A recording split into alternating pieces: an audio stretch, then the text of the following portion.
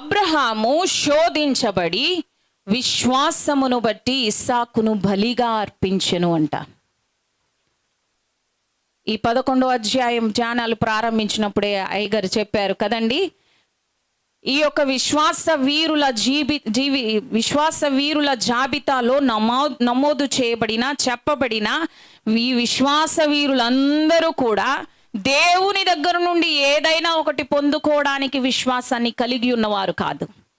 దేవుని కొరకు అర్పించిన వారు, విశ్వాసముతో దేవునికి ఇచ్చినవారు. అబ్రహాము కూడా అలాగే బ్రతికాడు.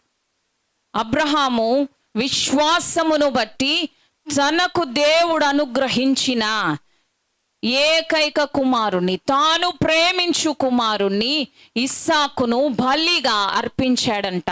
దేవునికి స్తోత్రం కలుగును గాక. హల్లెలూయా, హల్లెలూయా.